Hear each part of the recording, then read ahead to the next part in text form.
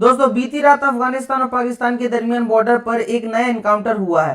Taliban forces ने पाकिस्तान के border post पर फायरिंग की है और जवाब में पाकिस्तान ने भी फायरिंग की है। आज हम डिटेल में समझेंगे क्या हुआ, क्यों हुआ और इसका क्या असर होगा। Afghanistan strikes Pakistan border clashes, डिटेल में हम इसको एक्सप्लेन करेंगे।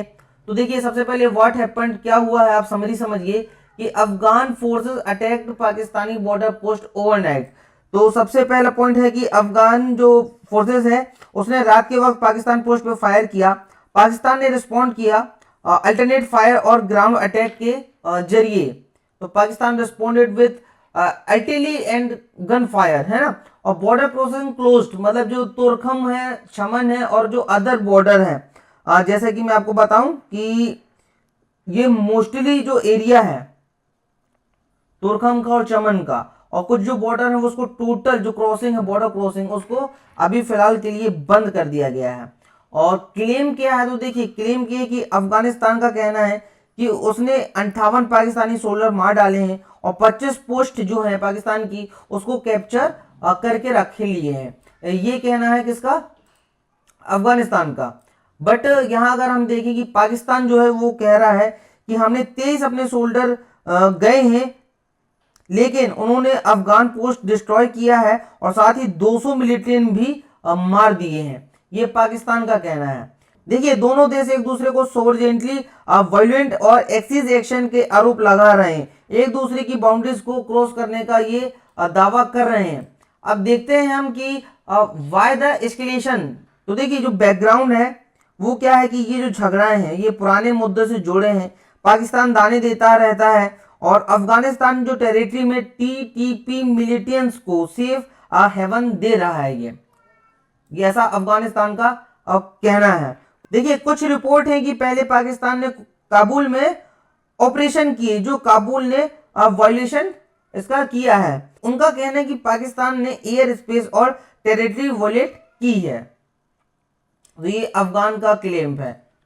इसके बाद अगर हम देखें कि एरियाज ऑफ क्लेसेस जो है और स्ट्रेटेजिक जो स्पोर्ट है, देखिए क्लेसेस ज्यादातर खैबर पख्तूनख्वा के बॉर्डर रीजन में हुए हैं, मतलब जैसे कि कुर्राम है, बजौर है, दिर है और अंगूर अड्डा जो है वहां पे ये ज्यादा क्लेसेस हुए हैं। तो देखिए जो बॉर्डर जो क्लोज हो गए हैं वो तुरखम हो गई, चमन हो गई, गुलाम खान हो गई और अंगूर अड्डा, और साथ में खारलाची जो है, ये बॉर्डर को टोटल क्लोज कर दिया गया है। ये एरियाज बहुत सेंसिटिव है और well border post high ground पे होते हैं और कंट्रोल का फायदा स्ट्रेटेजिक इन पे होता है। दोस्तों यहाँ आप देखिए कि जो इम्पैक्ट ऑन बॉर्डर रीजन जो है वो आप ये समझिए कि जब बॉर्डर क्रॉसिंग बंद हो जाती है तो ट्रेड और जो लोकल लोगों की मूवमेंट है अब वो रुक जाती है।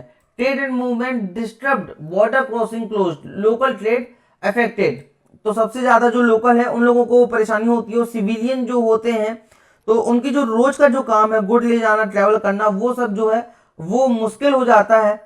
साथ ही जो सिक्योरिटी फोर्सेस ज्यादा तैनात हो जाती है और जो वाइजिलेशन हाई रहता है, लोकल लोगों में डर बढ़ता है और डिस्प्लेसमेंट हो सकती है अगर क्लेसेस ज्यादा बढ़े। तो सबसे ज्यादा जो सिविलियन है उन लोगों को ये टेंशन ज्यादा रहता है। अब देखिए रीजनल डिप्लोमेटिक इंप्लीकेशन की अगर मैं बात करूं दोस्तों, तो इस झगड़े का इफेक्ट सिर्फ दो मुल्कों पर नहीं रीजन पर भी पड़ सकता। मतलब जो सऊदी अरेबिया रीजन है ना, कतर हो गया, तो इनने जो है यहाँ पे इनने अपील करी है कि भाई इसको रिस्ट्रेंट किया जाए।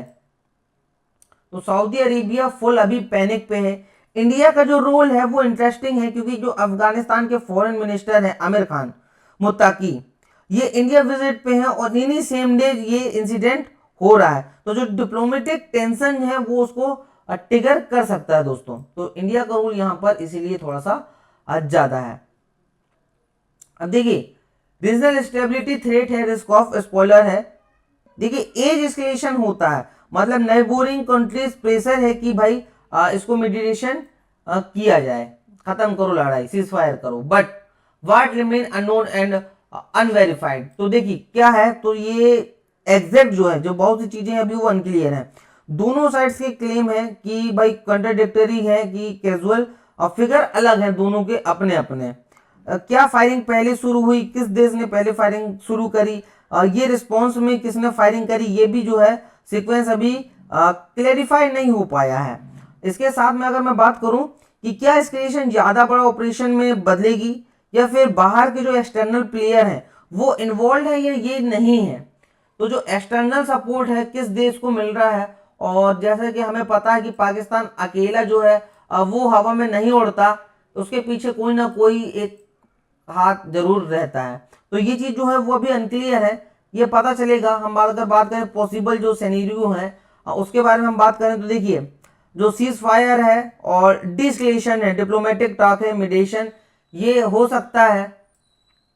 इसके बाद हम दूसरा अगर सिनेरियो बात करें तो देखिए कंटिन्यूड लो लेवल जो क्लेसेस हैं वो चल सकते हैं। अगर हम तीसरे सिनेरियो की बात करें तो देखिए ये जो ऑपरेटिव है वो एस्केलेशन बिगर ऑपरेशन एयर स्ट्राइक जैसा भी हो सकता है, थोड़ा सा इसको बढ़ भी जाएगा। और जो डिप्लोमेटिक रेजोल्यूशन है, अगर हम बॉर्डर एग्रीमेंट, थर्ड पार्टी जो मीडिएशन, अगर मीडिएटर का काम करके सीज फायर वगैरह करवा के इसको बंद करवा सकती है।